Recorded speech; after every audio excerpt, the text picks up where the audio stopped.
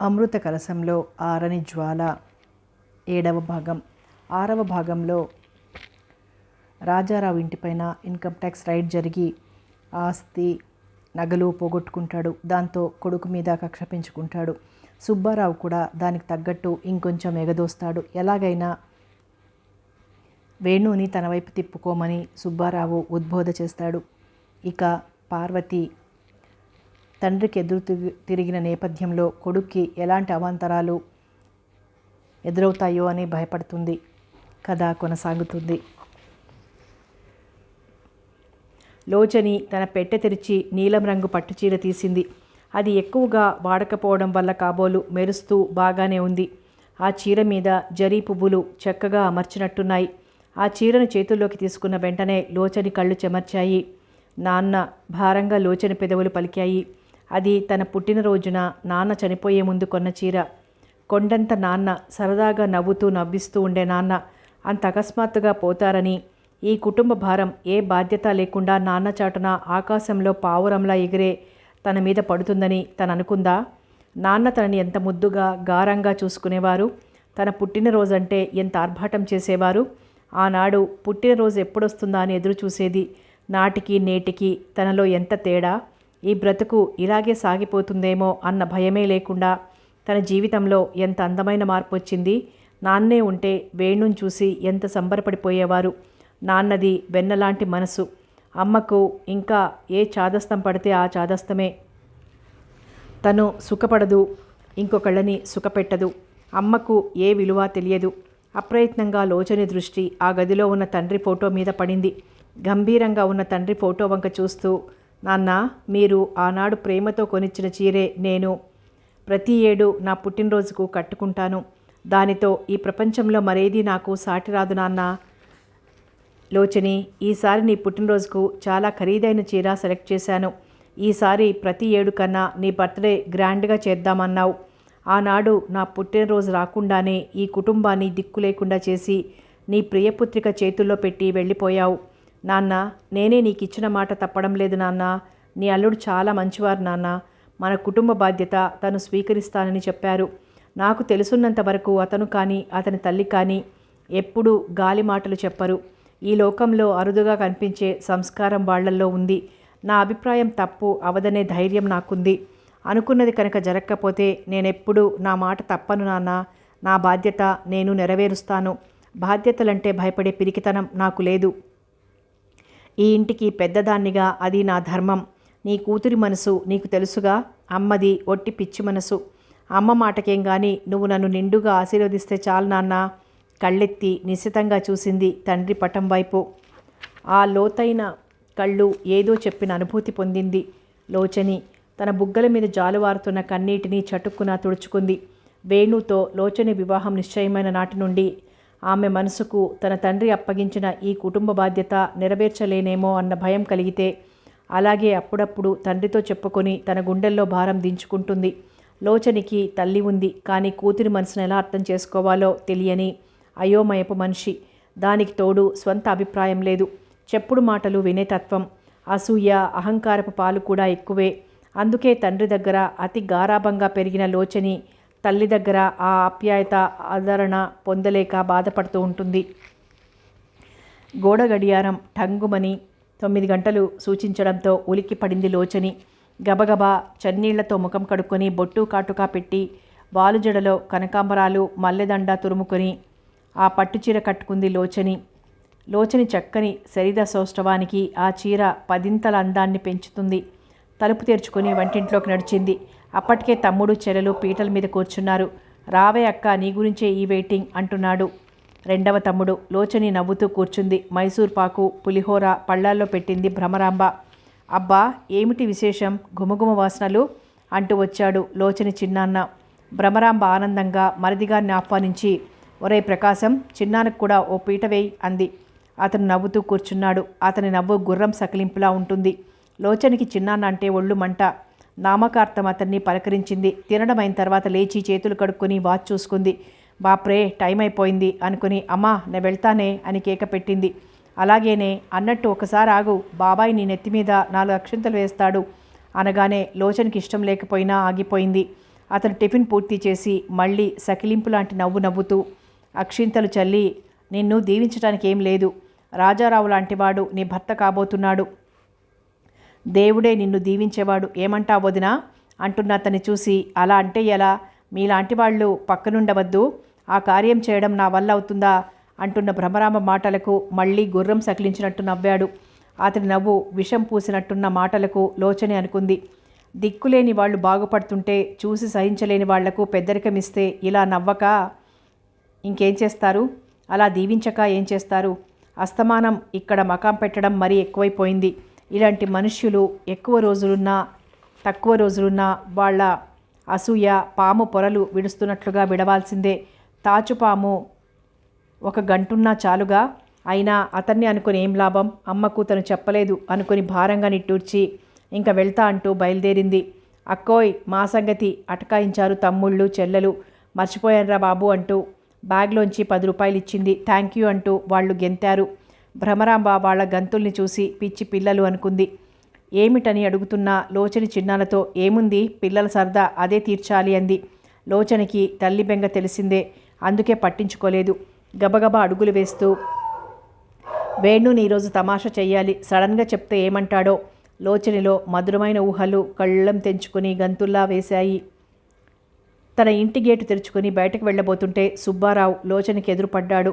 అతను లోచనని పరకాయించి చూసి ఏదో అడగబోయి మానేసి లోపలికి వెళ్ళాడు. అతన్ని చూసి ఎవరోలే పక్కవాట వాళ్ల కోసం వచ్చుంటారనుకుని వెళ్ళిపోయింది లోచని. ఆఫీస్లో కూర్చొని పని చేసుకుంటున్న వేణుకి ప్యూన్ వచ్చి చీటీ చూపించాడు. ఆ చీటీ మీద పేరు చూడగానే వేణు ముఖంలో రంగులు మారాయి. ఎందుకు వచ్చినట్టు అనుకున్నాడు. గాఢంగా నిట్టూర్చి లోపలికి పంపమన్నాడు. తనలో మర్చిపోదాము అనుకున్న స్మృతుల్ని గాయాల్ని ఈ మనుష్యులే బలవంతాన రేపుతున్నారు. ఈ గ్రేట్ మ్యాన్ రాజారావు ఇప్పుడెందుకు రావాలి? అతన్ని చూస్తుంటే తనలో అదో రకమైన జ్వాల రేగిపోతుంది. క్షమించరాని తప్పులు చేసిన అతన్ని క్షమించడం తన వల్ల కాదు. మేం చేసే అపకారం మేం చేసేస్తాం. మాకు అవసరం లేకపోతే దూరంగా చెత్తబుట్టలో పారేసినట్టు పారేస్తాం. మళ్ళీ మాకు కావాల్సి వచ్చినప్పుడు తుక్కు డబ్బాలో పారేసినట్టు పారేసిన వాళ్ళని కూడా మాలో కలిపేసుకుంటాం. పాతవన్నీ మర్చిపోయి మాతో సహకరించాల్సిందే అన్న దౌర్జన్యవాదం కల మనుష్యుల్ని, ఏ ఎండక గొడుగు పట్టే నీచుల్ని క్షమించడం తన వల్ల కాదు. తనేం వ్యక్తిత్వం లేనివాడు కాదు. అమ్మకిచ్చిన మాటకు కట్టుబడి కానీ ఈ రాజారావు ఎంత ఆలోచిస్తున్న వేణు స్ప్రింగ్ డోర్ తెరుచుకున్న చప్పుడికి తల తిప్పి చూశాడు. చిన్న కళ్ళతో గడుసు చిరునవ్వుతో గుడ్ మార్నింగ్ వేణు అంటూ లోపలికి అడుగుపెట్టిన రాజారావు అతని వంక చాలా గంభీరంగా చూశాడు. వేణు అతని నిశితమైన చూపుల్ని తప్పించుకుంటూ కూర్చోనా అడిగాడు. ఆ గొంతుకలో ఎంతో నమ్రత. తను అనుకున్న పని నెరవేరడం కోసం ఎంతకైనా దిగజారుతారు, ఎంత నటనైనా చేస్తారు రాజారావు లాంటి మనుష్యులు. ఎదురుగా కూర్చున్న రాజారావు వంక చూస్తూ, మీకేం కావాలో త్వరగా చెప్పండి, నాకు చాలా పనులున్నాయి అన్నాడు వేణు తన వాచి చూసుకుంటూ. ఏమిటి వేణు, తండ్రితో కొడుకు మాట్లాడే విధం ఇదేనంటావా? ఎంతో జాలిగా అడిగాడు రాజారావు. ఆ మాటలకి వేణు పెదాల మీద ఓ విచిత్రమైన నవ్వు ఉదయించింది. జాలిగా చూస్తున్న రాజారావు వంక చూస్తూ, నటనలో కూడా నువ్వు ఎక్స్పర్ట్వే. కరుణ అనే పదానికి అర్థం తెలియని రాజారావు, ఎంత బాగా చూపిస్తున్నావు కరుణ. జాలి హృదయంలోంచి రావాలి, కానీ కరుణ అనేది తెచ్చిపెట్టుకుంటే నీలాంటి వాడికి వికృతంగా మరీ కనిపిస్తుంది అనుకున్నాడు వేణు.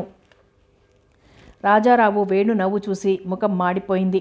ఆయన తమాయించుకుని వేణు అంటూ ఇంకా మాట్లాడబోతున్న అతని మాటల్ని ఆపు చేస్తూ, చూడండి, ఇంకా ఆ పాత పాటే ఇంత ఓపికగా పాడుతున్నందుకు మిమ్మల్ని నిజంగా సన్మానించాలి అన్నాడు. నాకు సన్మానాలు ఎందుకు బాబు, నువ్వు నన్ను అభిమానిస్తే అంతే చాలు. ఆహా, ఏం ప్రేమ, ఏం అవధులు లేని తండ్రి ప్రేమ. నా చిన్నతనంలో ఉంటే ఎంత బాగుండేది. నాకు తెలుసు వేణు, నా మీద ఉన్నది నీకు ఆద్వేషమే అని వేణు అన్నాడు. చిన్నతనం కొద్దీ ముందు చూపు లేక తెలియక చేశాను అవన్నీ. ఇప్పటికీ అన్నీ తెలిసిన వాడివి నువ్వు పట్టించుకొని మన బాంధవ్యం తెలిసాక కూడా ఎడమైపోతున్నావు. నా ఆస్తి ఐశ్వర్యం నువ్వు కాదన్న నాడు ఏం చేసుకోను? ఇక ఆపండి చాలు, ఇదివరకే చాలా చెప్పారు. పాపం శ్రమ తీసుకొని మళ్ళీ మీ వాత్సల్యం మరీ చూపించేస్తున్నారు. నాకు చాలామంది మీతో అధిక ప్రసంగం నాకు అనవసరం. నాకు చాలా పనుంది, మీతో అధిక ప్రసంగం నాకు అనవసరం. క్షమించేటంత చిన్న నేరము మీరు చెయ్యలేదు, అంత పెద్ద మనసు నాకు లేదు. ఇంతకు మీరొచ్చిన పని చెప్తే వేణు నిర్లక్ష్యంగా అంటున్న మాటలకి అంతవరకు తనలోని అహంకారం అంతా అణిచిపెట్టుకుని ఎంతో అభిమానంగా మాట్లాడుతున్న రాజారావులో అహం ఉవ్వెత్తున లేచింది. ఎన్ని చెప్పినా లొంగడి వేణు. అతని ముఖం కఠినంగా మారింది. చెప్తా వేణు, నువ్వింత మూర్ఖుడివి అనుకుని ఉంటే నేను ఇంత తాపత్రయపడేవాణ్ణి కాదు. మిస్టర్ రాజారావు, ఇది ఆఫీస్ అన్న సంగతి, ఇక్కడ నేను ఆఫీసర్ని అన్న సంగతి మర్చిపోయి నీ ఇష్టం వచ్చినట్టు మాట్లాడుతున్నారు. వేణు కోపంగా మాట్లాడుతున్న మాటలకు అడ్డం వస్తూ, స్టాప్ ఇట్ వేణు, నీకు చాలా విరగబాటుంది. నీలాంటి ఆఫీసర్లని నాలాంటి వాడు తలుచుకుంటే చరిత్రలోంచి తీసి పారేయగలడు. చిన్నతనం నుంచి అది చిన్నతనమని నేనెంత చెప్పినా మమకారం పెంచుకున్న నీకు విలువ తెలియడం లేదు. అయినా నా మీద కోపమే కానీ మీ అమ్మ మీద రవ్వంతైనా కోపం లేదేం నీకు? అంతా నా తప్పే అయినట్లు మాట్లాడుతున్నావు. ఇదంతా ఆవిడగారి చాకచక్యం. ఆ మహాతల్లి దగ్గర పెరిగిన నీకు ఇంతకు మించి చెంప చెళ్ళుమనడంతో రాజారావు మాటలాగాయి. కళ్ళు బయలు కమ్మాయి. వేణు కళ్ళు కోపంతో ఎర్రబడి ఉన్నాయి. కనీసం వయసులో పెద్దవాడివి అన్న గౌరవం ఉంచినందుకైనా మర్యాదగా మాట్లాడడం లేదు. మా జీవితాల్ని నాశనం చేసింది చాలక మళ్ళీ మా మీద వ్యాఖ్య చేసే అధికారం నీకెలా వచ్చింది? ఆస్తి ఆస్తి అంటూ ఇంకా మురిసిపోతున్నావు. నీలాంటి వాళ్ళ కళ్ళు పొరలు కప్పిన ఈ ధనమైకం దింపడానికే ఎంతో కృషి జరుగుతోంది నాడు. ఆ రోజులు పోతున్నా ఇంకా నీలాంటి వాళ్ళు రాజులు అనుకోవడం, మాలాంటి వాళ్లను ఏమో చేద్దామనుకోవడం నీ మూర్ఖత్వం. నా సహనాన్ని పరీక్ష పెట్టకు, బయటకు వెళ్తే మంచిది అన్నాడు వేణు కోపంతో ఎర్రబడిన ముఖంతో. నీ చేత నెట్టించుకోవడానికి నేనేమంత చేతకాని వాణ్ణి కాదు. ఓ సింహాన్ని ఎదిరిస్తున్నావు అని తెలుసుకోలేకపోతున్నావు అన్నాడు రాజారావు క్రూరంగా వేణు వంక చూస్తూ. ఆ మాటలకి నిర్లక్ష్యంగా నవ్వాడు వేణు.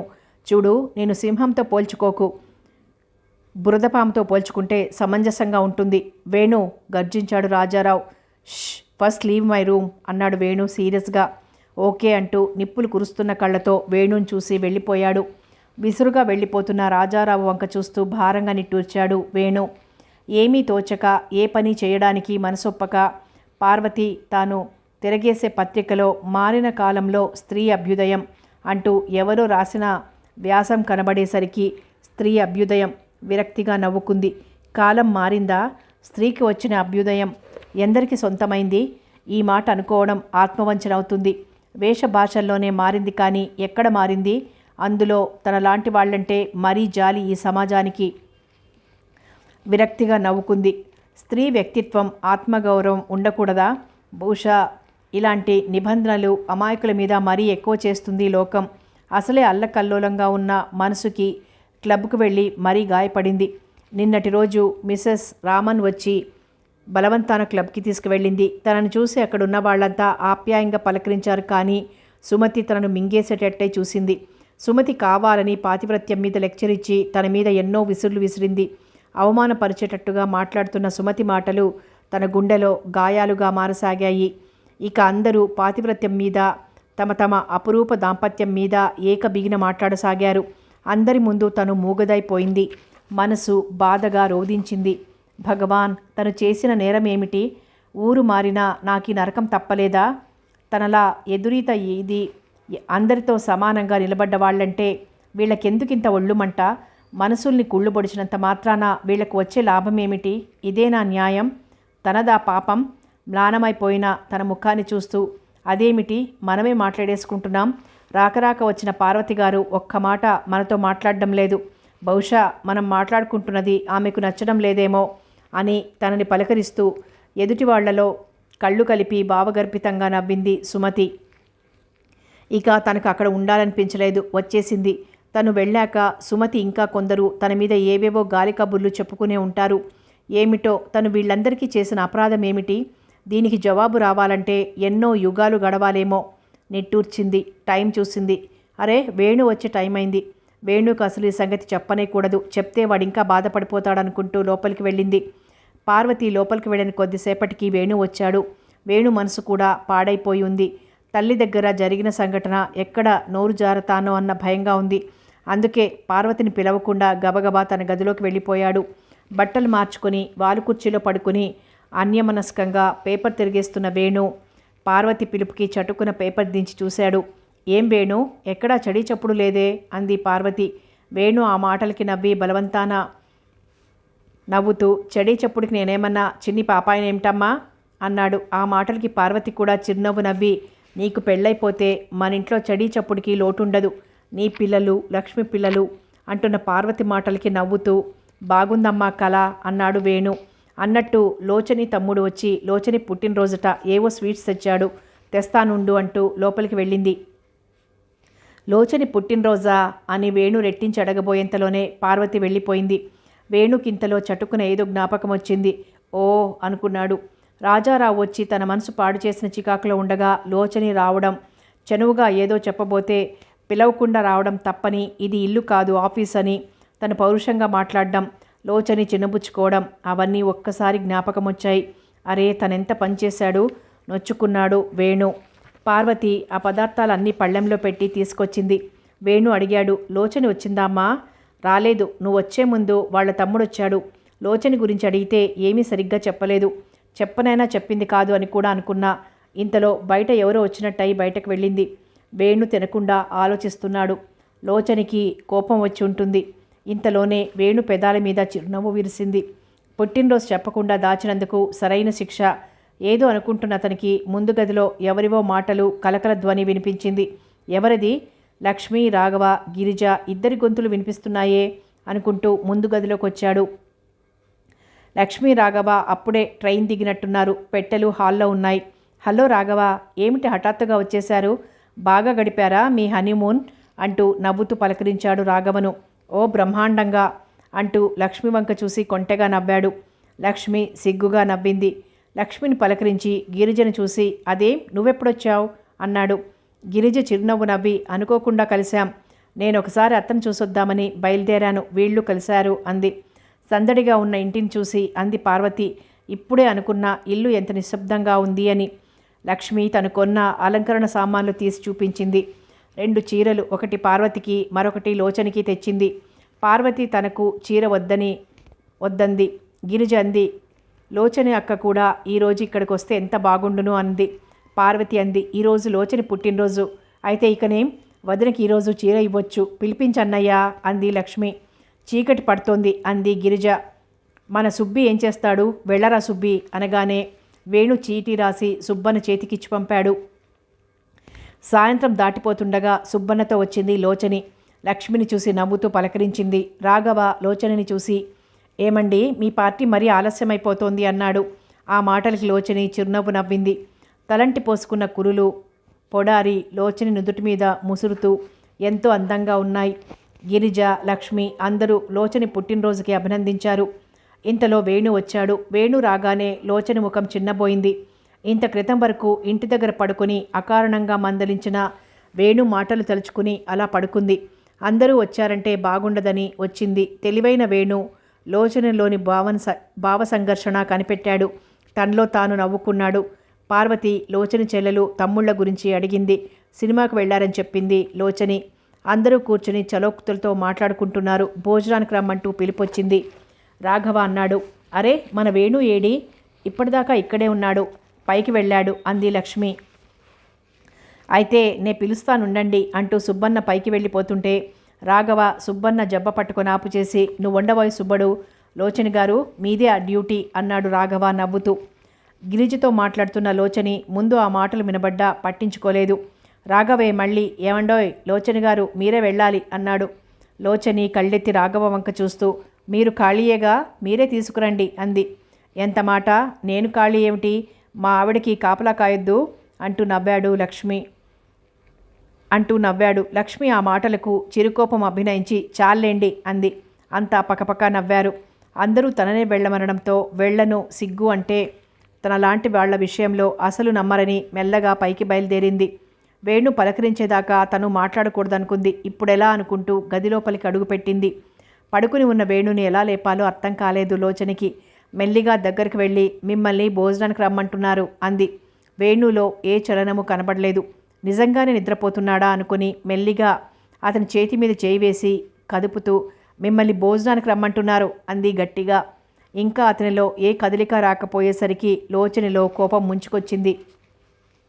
ఇంతలోనే అంత మొద్దు నిద్ర ఏమిటి, తన వల్ల కాదు బాబు అనుకుంటూ వెనక్కి తిరిగి వెళ్ళిపోదామనుకున్న లోచని వెళ్ళలేకపోయింది. కారణం లోచని చెయ్యి వేణు చేతిలో బిగుసుకుపోయింది. నిద్రేం కాదన్నమాట. లోచని ముఖం ఎర్రబడింది. కోపంగా నిట్టూర్చి చటుక్కున అతని కళ్ళల్లోకి చూసింది. కొంటెగా చూస్తున్న అతని చూపలకి లోచని కనురెప్పలు టపటపలాడాయి. కోపంగా విరుచుకుంటున్న ఆ పెదాల్ని చూస్తూ కోపం వచ్చిందా అడిగాడు. నాకెందుకు కోపం? అయినా మీరేం చేశారు? అతను పలకరిస్తే చాలా రోషంగా మాట్లాడదామనుకుంది. అతని నవ్వులో పలుకులో ఏదో ఆకర్షణ. తను అలా మాట్లాడలేకపోతోంది అనుకుంది. నిజమే చెప్తున్నావా అన్నాడు లేచి కూర్చుంటూ. మౌనంగా తల ఊపింది లోచని. Thank God. అయినా నా కోసం నువ్వు పుట్టినరోజు, ఇంత మంచి రోజు నాకు తెలియకుండా దాచినందుకు ఎంత కోపంగా ఉందో తెలుసా? దానికి శిక్ష వేయాలని చాలా కోరికగా ఉంది. వేయమంటావా? మంద్రస్థాయిలో మధురంగా పలుకుతోంది అతని కంఠం. లోచని అతని కళ్ళల్లోకి చూసి వెంటనే తల తిప్పేసుకుంది. బుగ్గల్లో గులాబీలు పూస్తుండగా మాట మార్చాలని రండి అంది. లోచని చెయ్యి వేణు చేతిలోనే ఉండిపోయింది. వేణు దానికి సమాధానం చెప్పకుండా ముందే సంగతి చెప్పు, సస్పెన్స్లో పెడదామనుకున్నావా? నిజంగా నేను నిన్ను అలా కసురుకున్నందుకు ఎంత బాధపడ్డానో తెలుసా అంటున్న వేణు వంక ఆరాధనాపూర్వకంగా చూస్తూ, నో, మీరలా అనుకోకండి. మీ మనసు నాకు తెలియంది కాదు. ఇంతటి అమృతమూర్తిన తను అపార్థం చేసుకున్నది. వెన్నలా కరిగిపోయింది. తన పుట్టినరోజు తన తండ్రి ఎంత మురిపెంగా చేసేవాడో చెప్పింది లోచని. అంతా చెప్పడంలో లోచని కళ్ళు వెంబడి కన్నీటి బొట్లు టప్ టప్ మన్ రాలాయి.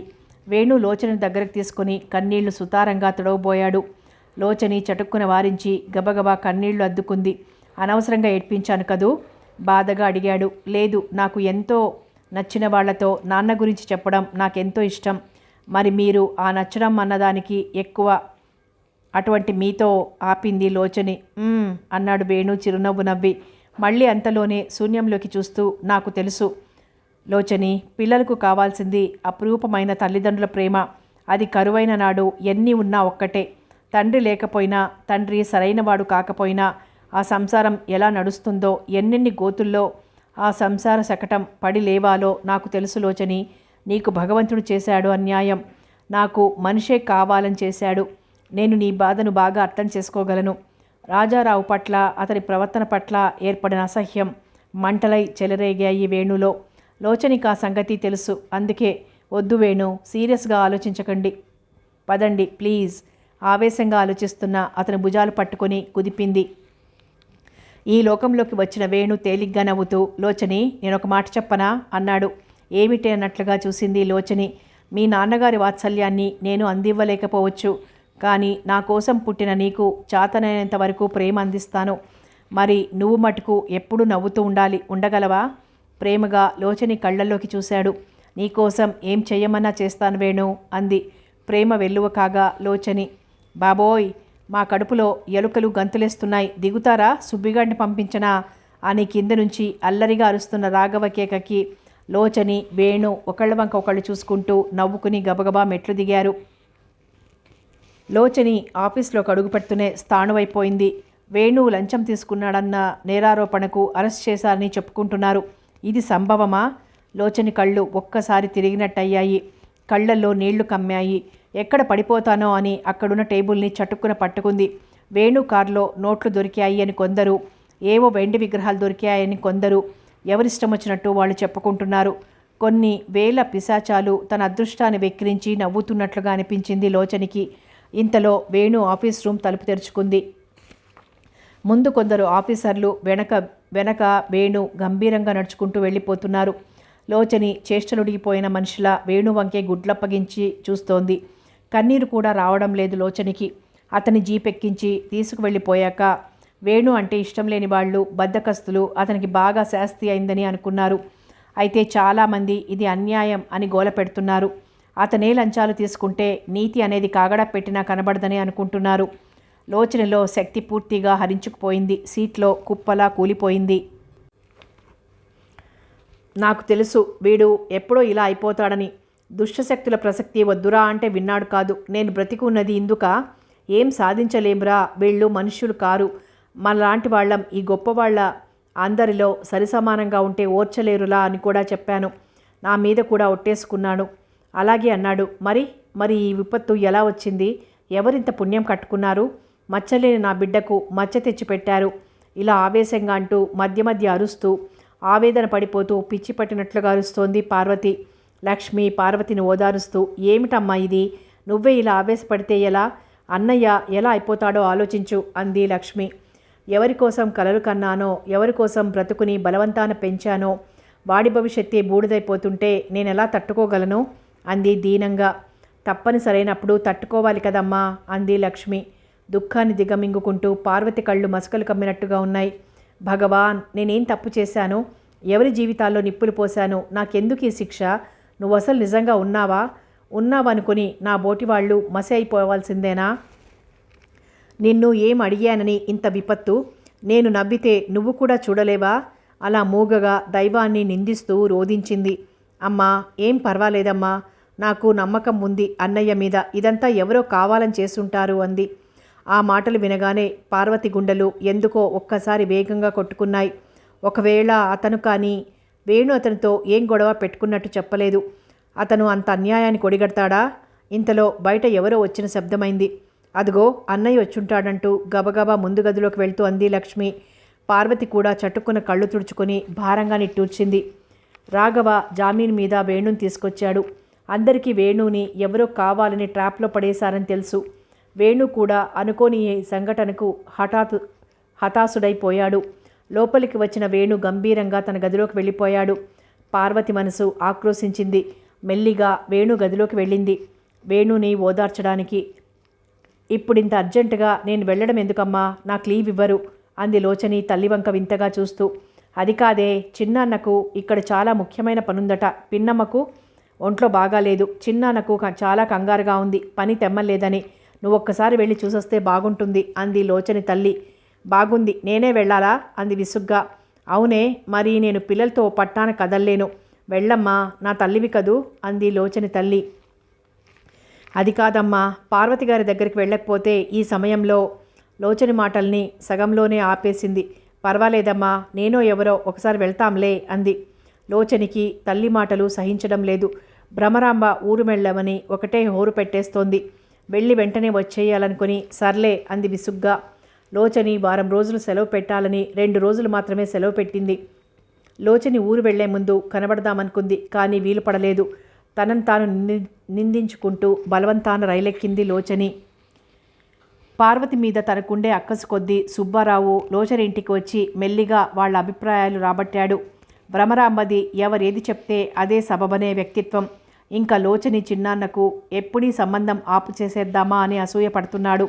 ఇప్పుడు ఈ సుబ్బారావు కలవగానే అతనికి పరమానందంగా ఉంది. సుబ్బారావు పార్వతి మీద లేనిపోని నేరాలు చెప్పాడు, అపరిందలు వేశాడు.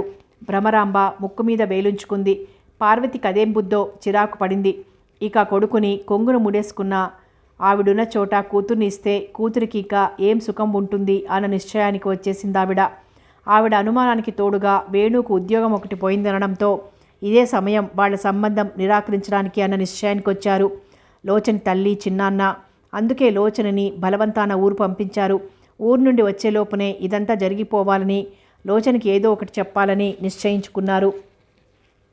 అందుకే ఈ కార్యభారం అంతా లోచని చిన్నాన్నే తన భుజాల మీద వేసుకున్నాడు. సుబ్బారావుకి చాలా ఆనందంగా ఉంది. అనుకున్నదంతా జరిగిపోయింది వేణు అని విషంగా నవ్వుకున్నాడు. రాజారావు తను కలిసి విజయవంతంగా వేణుని బోన్లో పెట్టేశారు. జరగవలసిన శాస్తి బాగా జరిగింది. కసిగా నవ్వుకున్నాడు సుబ్బారావు. ఇంతలో రాజ్యం దగ్గర నుంచి అర్జెంటుగా రమ్మని ఉత్తరం రావడంతో తృప్తిగా బయలుదేరాడు సుబ్బారావు. ఎదుటివాడి చితాభస్మాన్ని తమ మనస్తత్వాలకు ఔషధంగా వాడే వాళ్లకు సాటి మనిషి పతనమే 1000 ఏనుగుల బలాన్నిస్తుంది.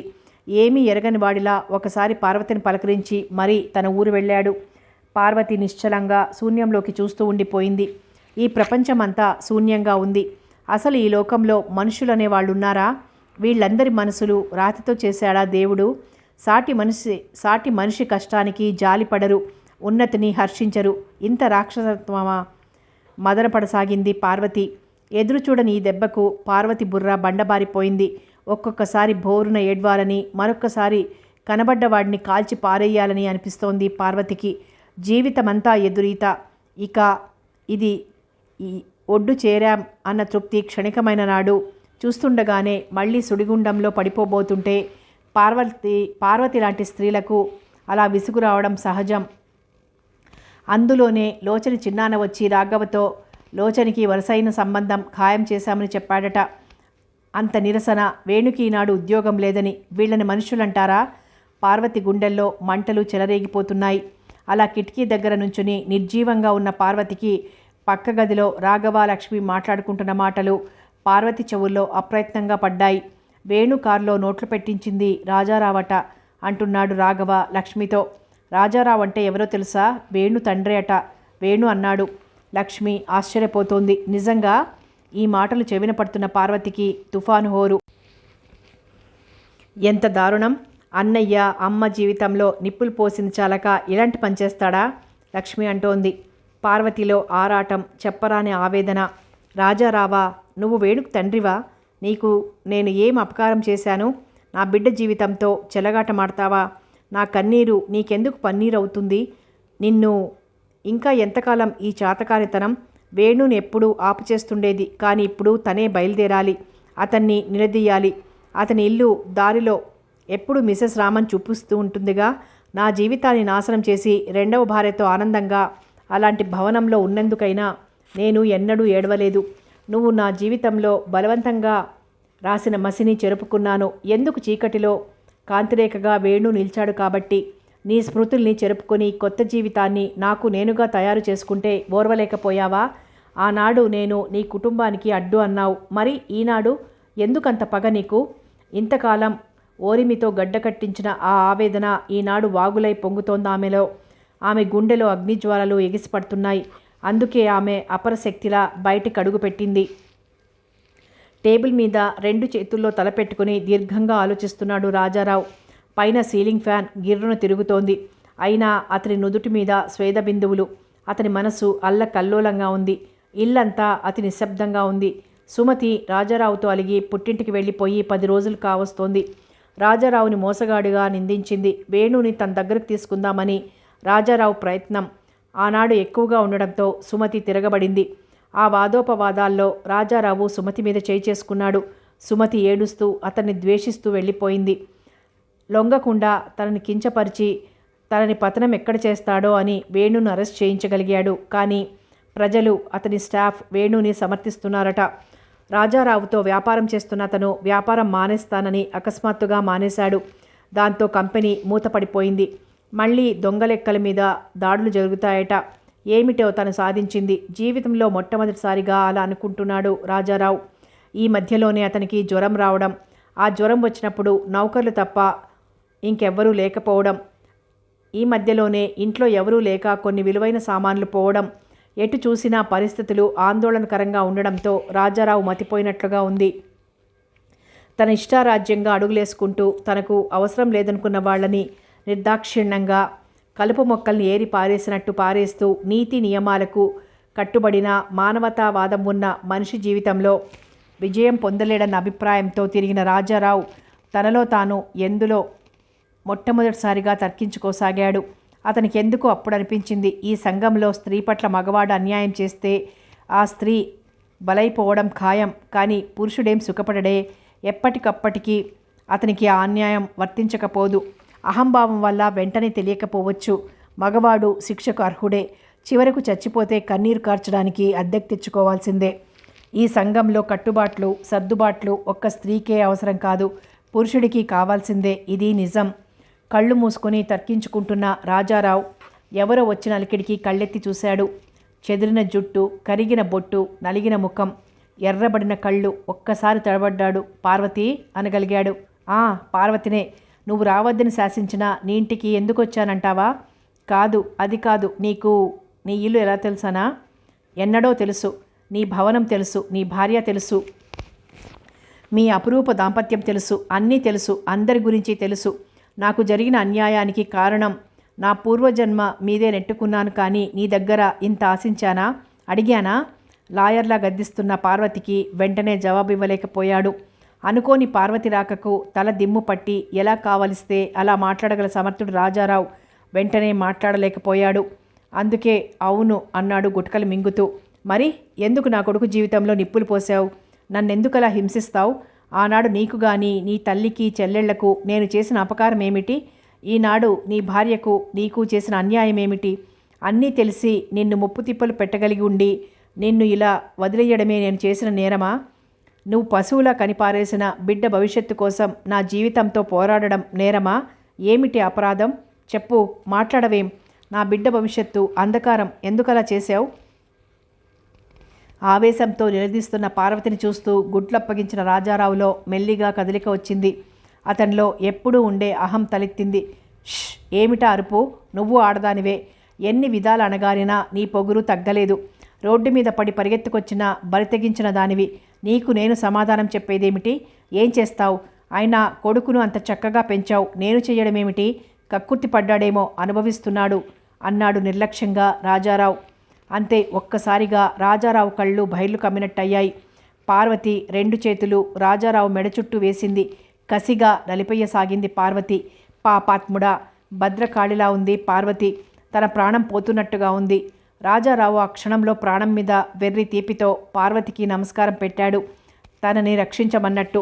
ఎందుకో అంతటి ఆవేశంలో పార్వతికి తెలివి వచ్చినట్లయింది. అంతే, మెల్లిగా చేతులు విడిచేసింది. ఛీ! నీ వంటి వాణ్ణి చంపి నా జీవితాన్ని నాశనం చేసుకోనా? వద్దు, ఆ పని నాకొద్దు. నాకు ఆ కళంకం అవసరం లేదు. ప్రాణభిక్ష పెట్టమంటున్నావు. ఉండు, 10 కాలాల పాటు ఇంకా బ్రతికుండు. నీలాంటి వాడి దగ్గర ఏం ఆశించి నేనొచ్చాను? నువ్వన్నదే నిజం. నీ ముఖం చూడడానికి వచ్చిన నాకు సిగ్గులేదు. కానీ ఫలితం నుంచి నువ్వు తప్పించుకోలేవు. ఎప్పటికో అప్పటికి నీకు శిక్ష పడకపోదు అంటూ పిచ్చిగా అరుస్తూ బయటకు పరిగెత్తుకుని వెళ్ళిపోయింది పార్వతి. సగం చచ్చిన ప్రాణంతో నలిగిన మెడ చుట్టూ చేతులు వేసి నిమురుకుంటూ పార్వతి వంక అలా గుడ్లప్పగించి చూస్తూ ఉండిపోయాడు రాజారావు. తన ఒళ్ళో పడుకుని ఏడుస్తున్న లోచని భుజాలు పట్టుకుని పైకి లేవదీస్తూ, ఏమిటిది లోచని, చంటిపిల్లలా అంటూ లేవదీసింది లక్ష్మి లోచనని. లోచని తన కళ్ళు తుడుచుకుంది. ఎంత సముదాయించుకుందామనుకున్నా ఆమెకు దుఃఖం ఆగడం లేదు. కాదు లక్ష్మి, అమ్మ వాళ్ళు ఇంత పథకం వేస్తారని నాకు తెలియదు. నన్ను ఇంత నీచంగా మీ అందరి ముందు నిలబెడతారని అనుకుంటే ఏమాత్రం వెళ్లేదాన్నే కాదు ఊరు. ఏమనుకోకు లోచని. వెన్నలాంటి నీ మనసు తెలియక నువ్వు రాగానే నీ మనసు గాయపరిచాను. నన్ను క్షమించు అంది లక్ష్మి లోచని కళ్ళల్లోకి అర్తింపుగా చూస్తూ. లేదు లక్ష్మి, నువ్వే కాదు, ఎవరైనా అలాగే అనుకుంటారు అంది. ఇంతలో వస్తున్న బూట్ల చప్పుడుకి తలతిప్పి చూశారు వేణు. అనుకోని ఈ సంఘటనతో వేణు మానసికంగా నలిగినట్లు అతనితో పరిచయం ఉన్న వాళ్ళకి తెలుస్తుంది. అతను ఈ కేసుకు సంబంధించిన గొడవలకే వెళ్ళి తిరిగొచ్చాడు. వేణు శారీరకంగా మార్పు పెద్దగా కనపడడం లేదతనిలో. షాక్ తిన్నవాడిలా ఉన్నాడు. వేణుని చూడగానే లోచని గుండెలు తీవ్రంగా కొట్టుకున్నాయి. ముఖమంతా స్వేదమయమైపోయింది. లోచని వంక ఒకసారి చూసి, అమ్మ ఏది అడిగాడు. లక్ష్మిని. నాకు తెలియదు, బయటకు వెళ్తానని సుబ్బన్నతో చెప్పి వెళ్ళిందట అంది. బయటకు వెళ్ళిందా? మనసు అస్సలు బాగాలేదు. ఎక్కడికి వెళ్ళుంటుంది అన్నాడు. అదే నేను అనుకుంటున్నాను. ఇంతలో లోచని వచ్చింది. ఏదో మాట్లాడుతూ అని మాట దాటించి, ఇప్పుడే మిసెస్ రామన్ ఇంటికి సుబ్బిని పంపించాను అంది లక్ష్మి. వేణు మౌనంగా తల పంకించి అక్కడ సోఫాలో కూలబడ్డాడు. లక్ష్మి, కాఫీ పట్టుకురా అన్నాడు మౌనంగా కణతలు నొక్కుంటూ. లక్ష్మి లోపలికి వెళ్ళింది. లోచనికి ఏం చెయ్యాలో అర్థం కాలేదు. మౌనంగా ఉండిపోయింది. వేణు లోచని వంక చూస్తూ, ఇంతకాలం ఊళ్ళో లేవా అడిగాడు. గంభీరంగా ఉంది అతని కంఠధ్వని. సంభాషణ వేణుతో ఎలా మొదలుపెట్టాలి, ఎలా తన మనసు వ్యక్తం చెయ్యాలి అని మదనపడిపోతున్న లోచన్ని వేణే మాట్లాడించడం, తను రానందుకు సరైన కారణం అర్థం చేసుకుని అడగడంతో ఆనందం ఉప్పెనల రాగా దాంతో మాటలు తడబడి అవును అంది. వేణు మళ్ళీ ఏం మాట్లాడలేదు. వేణు మళ్ళీ ఏం మాట్లాడకపోవడంతో అంత ఆనందము మళ్ళీ అణిగిపోయింది. ఎలాగో తనే గొంతు సర్దుకొని నేను ఎలా పూర్తి చేయాలో అర్థం కాక తికమక పడుతున్న లోచనని చూస్తూ, నాకు తెలుసు లోచని, అదంతా నీ ప్రమేయం లేకుండా జరిగిందని. నేనా మాత్రం మనసులని కొలవలేనా అన్నాడు. అతని సహృదయతకు తెలివితేటలకు లోచని మనసు జోహార్లు అర్పించింది. అందుకే కృతజ్ఞత నిండిన కళ్ళతో అతని వంక ఆరాధనాపూర్వకంగా చూస్తూ అలాగే ఉండిపోయింది. ఇంతలో రాఘవ పరుగున వచ్చినట్టుగా వచ్చాడు. గుడ్ న్యూస్ వేణు, ఆ కరెన్సీ కారులో పెట్టినవాడు దొరికిపోయాడు. మీ ఆఫీస్లో సత్యం అనే గుమాస్తాట. ఇంకేముంది, ఇంకంతా ఘన విజయం. ఇంకా ఏదో చెప్పబోతున్న అతని మాటలకి ఫోన్ మోగిన శబ్దం ఆపు చేసింది. వేణు ఫోన్ ఎత్తాడు. అతని ముఖం వెలవెలపోయింది. పార్వతికి కార్ యాక్సిడెంట్ అయిందని గిరిజ ఫోన్ చేసి చెప్పింది. ఇప్పుడే వస్తున్నా అంటూ వేణు ఫోన్ పెట్టేశాడు. ఆ సంగతి అందరితో చెప్పగానే అందరిలో ఆ క్షణాన కలిగిన ఆనందం మరుక్షణంలో కరిగిపోయింది. అందరూ ఆందోళనగా బయలుదేరారు. ఆదుర్దాగా వస్తున్న వేణు భుజం చుట్టూ ఆప్యాయంగా చేతులు వేసి బిషప్ పార్వతిని పడుకోబెట్టిన గదిలోకి తీసుకువెళ్ళాడు. గిరిజ అక్కడే ఉంది. వేణుని చూసి నుంచుంది. అయోమయంగా ఉన్నట్టున్న వేణు గదిలోకి అడుగు పెట్టగానే తలకి చేతులకి బ్యాండేజ్ కట్టిన పార్వతిని చూసి బాధపడ్డాడు. డాక్టర్ వచ్చి గాయాలు మరీ ప్రమాదకరంగా తగల్లేదు, ఏం వర్రీ లేదు అని చెప్పి వెళ్ళాడు. అసలు అమ్మ ఎక్కడికి వెళ్ళింది? బిషప్ని అడిగాడు. నాకు తెలియదు వేణు. నేను పక్క ఊరు నుండి వస్తున్నా. గబగబా వస్తున్న అమ్మని చూడడం, ఎదురుగా వస్తున్న కారు తగిలి అమ్మ పడడం అంతా రెప్పపాట్లో జరిగిపోయింది వివరించాడతను. ఎక్కడి నుంచి వస్తుంది అమ్మ? భారంగా నిట్టూర్చాడు. ఇంతలో పార్వతిలో కదలిక రాసాగింది.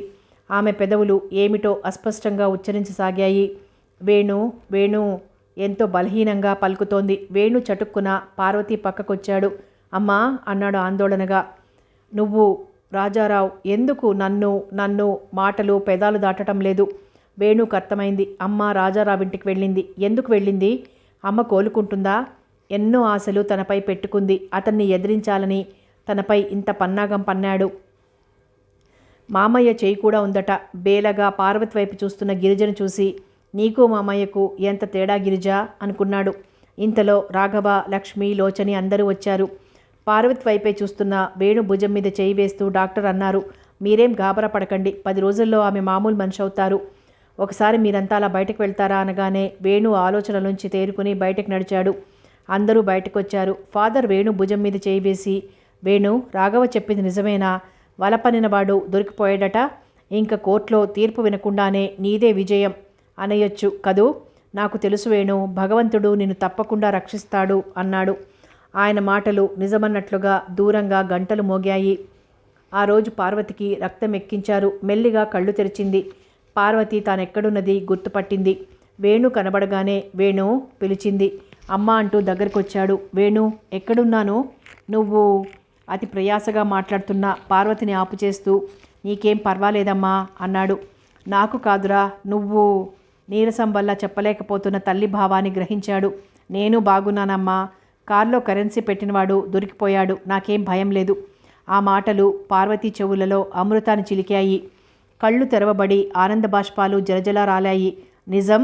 నా వేణు మచ్చలేనివాడేనా? నా పెంపకం సరైంది కాదని అతను అన్నాడురా బేలగా అంటోంది పార్వతి. అతనా? ఆశ్చర్యంగా అన్నాడు వేణు. మీ నాన్న విరక్తిగా నవ్వాడు వేణు. అక్కడికి ఎందుకు వెళ్ళావమ్మా? నాకు అన్నీ చెప్పి అనునయంగా అడిగాడు. ఆవేశంతో అన్యాయంగా నీ జీవితాన్ని నాశనమైందే అని మళ్ళీ ఆయాసం రాగా ఆగింది. పోనీలే అమ్మా, అతను మనల్ని తుడిచి పారేసి ఏల్దామనుకున్నాడు. మనం విడిచిపెట్టిన గ్రహంలా అంటుకు తిరిగాడు. చాతనైనంత విషవలయాన్ని పన్నాడు. ఓడిపోయాడు. అతని ప్రసక్తి ఎందుకు? నువ్వు అలసిపోతున్నావు ఇవన్నీ ఆలోచించి చెప్తున్న వేణువంక చూస్తూ తేలిగ్గా ఊపిరి పీల్చి నీరసంగా కళ్ళు మూసుకుంది పార్వతి.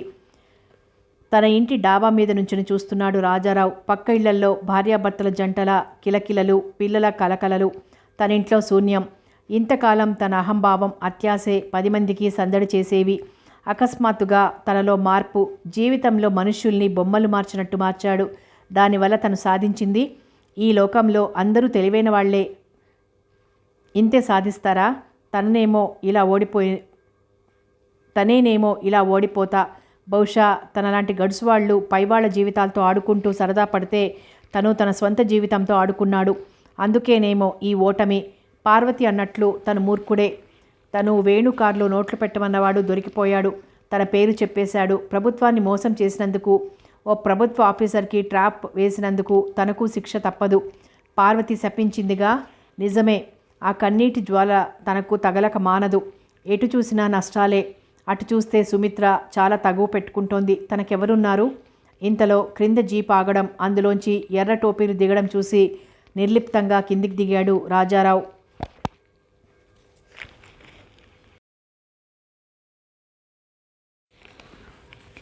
పార్వతి పూర్తిగా కోలుకుంది.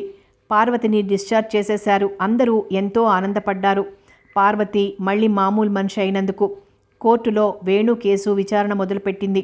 సాక్ష్యాలు అన్నీ రుజువయ్యాయి. వేణు నిర్దోషిగా తీర్పిచ్చారు. ఆ వార్త వినగానే పార్వతి, లోచని హృదయాలలో ఆనందం వెల్లివిరిసింది.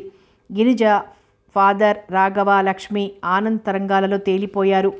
పార్వతి వేణువంక చూస్తూ, నువ్వు పెద్ద ఉద్యోగివి అయిన నాడు కూడా ఇంత ఆనందం కలగలేదురా అంది తృప్తిగా. వేణు ఇల్లు ఆ రోజు పెళ్లివారింటిలా కళకళలాడిపోతోంది. లోచని తల్లి భ్రమరాంబ, లోచని తమ్ముళ్ళు, చెల్లెలు అందరూ వచ్చారు. రాఘవ భ్రమరాంబ వంక చూస్తూ, ఏమండి, మీ మరిదిగారు ఇప్పుడైనా పెళ్లికి ముహూర్తాలు పెడతారా అంటున్న రాఘవ మాటలకి భ్రమరాంబ సిగ్గుపడింది. మేము ఊరుకోమండి, ఈసారి మగపెళ్లి వారి పెత్తనం చెలాయించేస్తామంతే అన్నాడు సుబ్బిగాడు నవ్వుతూ. వాడి మాటలకు అందరూ నవ్వేశారు. ఆ నవ్వులు వింటూ పార్వతి భగవంతుణ్ణి ప్రార్థించింది, ఈ నవ్వులు పిల్లలకైనా శాశ్వతం చెయ్యమని.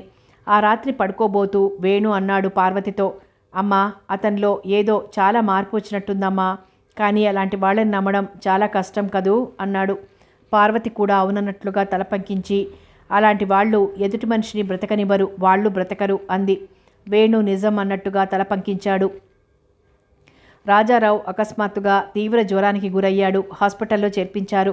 తేరుకోగానే ఒక్కసారి వేణును చూడాలనుంది, రమ్మనమని కబురు పంపాడు. హాస్పిటల్ నుంచి ఫోన్ రాగానే వేణు నిర్ఘాంతపోయాడు. పార్వతితో అక్కడికని చెప్పకుండా బయలుదేరాడు. అమ్మది వెన్నలాంటి మనసు, అతని మొసలి కన్నీటికి కరిగిపోతుందని. కారు ఎక్కుతుండగా లోచని కనబడింది. అలవాటుగా డోర్ తెరిచాడు. లోచని కారులో ఎక్కింది. హాస్పిటల్ ముందు ఆగగానే లోచని ఆశ్చర్యంగా చూసింది. ఒక్క నిమిషం అంటూ చటుక్కున పైకి వెళ్ళి రాజారావు గదిలోకి వెళ్ళాడు. మంచం మీద కూర్చుని థర్మామీటర్ చూసుకుంటున్న రాజారావు వేణు కనబడగానే ఇంత ముఖం చేసుకున్నాడు. గుమ్మం దగ్గరే ఆగిపోయిన వేణుని చూసి, రా వేణు అని పిలిచాడు. పులివాటుగా ఉండే రాజారావులో ఎంత మార్పు! మాసిపోయిన గడ్డం, లోతుకుపోయిన కళ్ళు, పెదాలు కొరుక్కుంటూ వచ్చాడు వేణు. కూర్చోమంటూ కుర్చీ జరపగానే కూర్చున్నాడు. వేణు కూర్చోగానే రాజారావు ఏం మాట్లాడలేదు. వేణు రాజారావుతో, మీరు నన్ను పిలిచారట అన్నాడు. ఆ మాటలకి రాజారావు తల ఊపుతూ, అవును వేణు, కానీ వస్తావని ఊహించలేకపోయాను. వేణు, నా మీద చాలా కోపంగా ఉంది కదూ నీకు? వేణు అన్నాడు తాపీగా. కోపాలు తాపాలు అన్నీ అయిపోయాయిగా, ఇంకెందుకు వాటి ప్రసక్తి? మీరు చేసిన తప్పు దిద్దుకునేది కాదు, నా కోపం కరిగిపోయేది కాదు. సమాంతర రేఖలు అలాగే ఉంటాయి. కానీ నాకు ఒక్క కోరిక మిగిలిపోయింది, తీర్చగలవా వేణు? ఏమిటి అన్నట్లుగా చూశాడు. నేను చచ్చిపోతే నా కర్మలన్నీ నువ్వు చెయ్యాలి. ఈ కోరిక నువ్వు నెరవేర్చగలవా? నన్ను క్షమించగలవా? దిగాలుగా చూస్తూ అడుగుతున్నాడు రాజారావు. వేణు ఎందుకో నవ్వుకున్నాడు. అతను ఏదో చెప్పబోయే లోపునే మళ్ళీ రాజారావే అన్నాడు, వేణు, నువ్వు నమ్మకపోవచ్చు, కానీ ఇంతకాలానికి తెలుసుకున్నాను మనిషి జీవితంలో కావాల్సిందేమిటో. నా జీవితం నాదే కదా అన్న మూర్ఖత్వంతో ఇష్టం వచ్చినట్లు చింపుకున్నాను. అందుకే ఈ బాధ. వేణు, కొడుకుగా ఈ చివరి రోజుల్లో నా మీద ప్రేమ చూపించలేవా ప్లీజ్? వేణు రాజారావు మాటలు శ్రద్ధగా విన్నాడు. నోరు లేని మనుషులతో పాటు పరిస్థితులు కూడా తన అదుపులోనివే అనుకున్నాడు. పరిస్థితులు తిరగబడడంతో మనిషి కూలబడ్డాడు. దీనాలాపాలు ఎక్కువ చేశాడు. మళ్ళీ పరిస్థితులు ఇతన్ని నిలబెడితే రాజారావు అసలు రాజారావు మళ్ళీ అయిపోడా? నవ్వుకున్నాడు. వేణు తన వంకే చూస్తున్నా వేణుతో, వేణు, నా కోరిక చెల్లించలేవా? నీ హక్కు నువ్వు తీసుకో వేణు, ఈ ఆస్తి నేనొక్కడిని ఏం చేసుకోను అన్నాడు. చూడండి, మీరేదో తీవ్రంగా ఆలోచించుకుని భయపడుతున్నారు. నిజంగానే మీలో పరివర్తన కలిగితే సంతోషం. కానీ ప్రేమ వాత్సల్యాలకు, రక్త సంబంధాలు, బాంధవ్యాలు సరిహద్దులు కావు. మీరు నా స్నేహం కోరితే తప్పకుండా అలాగే. కానీ ఒక్కటే మాట, మీకు ఏనాడు నేను చెప్పేది, మీ ఆస్తిపాస్తుల్లో నాకిప్పుడు ఏమాత్రం పనిలేదు. మీ అంతంత కోరికలు ఆశలు నాకు లేవు. అయినా నాకు తెలియకడుగుతాను, జీవితం గాలివాటంగా మార్చుకోవడం వల్ల మీరు పొందే ఆనందం ఏమిటి? అమ్మ జీవితం ఎలాగో అణిచారు, కనీసం ఇప్పుడు మీ రెండవ భార్య శ్రేయస్ అయినా కోరవచ్చు కదా. మళ్ళీ మీ స్వార్థం కోసం మీరు మరణిస్తే ఆ విధులన్నీ నాతో చేయించాలన్న పిచ్చి కోరికతో ఆమెను బలవంతంగా తెరమరుగున పడేయడానికి సిద్ధపడుతున్నారు. అది అన్యాయం. స్వార్థం కోసం మనుషుల్ని చదరంగంలో పావుల్లా తిప్పకండి. మీరు కోలుకుంటారు. కోలుకున్నాక, మీ వ్యాపార సంబంధపు చిక్కులు తీరిపోయాక, ఒక్క నిమిషం తాపీగా ఆలోచించి, నా సహాయం మీకు నిజంగా కావాలనుకుంటే తప్పకుండా సిద్ధమే. కానీ నన్ను బాంధవ్యంలో బంధించకండి. స్నేహితుడిగా కావాలనుకుంటే వస్తాను, విశ్రాంతి తీసుకోండి. వస్తాను అంటూ లేచిన వేణువంక అతని నిశ్చయం చూస్తూ అలాగే చూస్తూ ఉండిపోయాడు రాజారావు. రాజారావు మీద అలిగి వెళ్ళిపోయిన సుమిత్ర మళ్ళీ వచ్చింది. వేణు వల్ల బాధ లేదనుకున్న సుమిత్ర ఇంటి దగ్గర నుంచి హాస్పిటల్కి వచ్చి గదిలో వేణుని చూసి నిర్ఘాంతపోయింది. మళ్ళీ ఇదేమిటి అంటూ గుమ్మంలోనే నిలబడిపోయిన సుమిత్ర వేణు మాటలు వినగానే సిగ్గుపడిపోయింది. వేణు రావడం చూసి పక్కకు తప్పుకుపోయింది. సుమిత్ర గబగబా వెళ్ళిపోతున్న వేణు వంక చూస్తూ చిన్నవాడివైనా గొప్పవాడివి బాబు అనుకుంది. గబగబా వేణు మెట్లు దిగి కారులో ఉన్న లోచనని చూసి నవ్వుతూ బోర్ కొట్టిందా అన్నాడు. లేదు అంది. ఎందుకు హాస్పిటల్కి వెళ్ళాడో ఎందుకు ఇంతసేపు ఉన్నాడో తెలియని లోచని కారు స్టార్ట్ చేస్తూ ఒక్కసారి ఆకాశం వంక చూశాడు. నిర్మలంగా నిశ్చలంగా ఉంది ఆకాశం. ఆనందంగా ఊపిరి పీల్చాడు వేణు. వేణు ముఖంలో అదో రకమైన ఆనందాన్ని ఆశ్చర్యంగా చూస్తోంది లోచని. లోచని వంక చూస్తూ జరిగిన సంఘటన చెప్పాడు వేణు. ఈ రోజుల్లో మీలాంటి వ్యక్తిత్వం అపురూపం, అది నా స్వంతం అవడం నా అదృష్టం అనుకుంది లోచని. ఆరాధనగా చూస్తున్న లోచని వంక చిరునవ్వుతో చూశాడు వేణు. ఏదో ఆలోచిస్తూ నడిపిస్తున్న కారు పెళ్లివారి ఊరేగింపు కారుకు అడ్డం రావడంతో సడన్ బ్రేక్ వేశాడు. కారు కుదుపుకు లోచని తుళ్ళిపడి వేణు భుజాల మీద కొరిగింది. లోచని ఇంకా ముందుకు పడకుండా వేణు లోచని నడుం చుట్టూ చేయి వేసి ఆపాడు. వేణు స్పర్శకు లోచని బుగ్గల్లో కెంపులు పూశాయి. పెళ్లివారి బ్యాండ్ హోరు సన్నాయి నాదం చెవుల్లో గోల పెడుతుండగా లోచని వంక చూశాడు వేణు. లోచని కళ్ళు వాలిపోయాయి. మనసున సిరిమల్లెలు పూస్తుండగా తీయని కోటి సన్నాయి నాదాలతో మనసు పరవశించి మోగుతుండగా కారు కదిలింది మెల్లమెల్లగా. సమాప్తం. అమృత కలశంలో ఆరని జ్వాల నవల సమాప్తం. మరో మంచి నవలతో మళ్ళీ కలుద్దాం.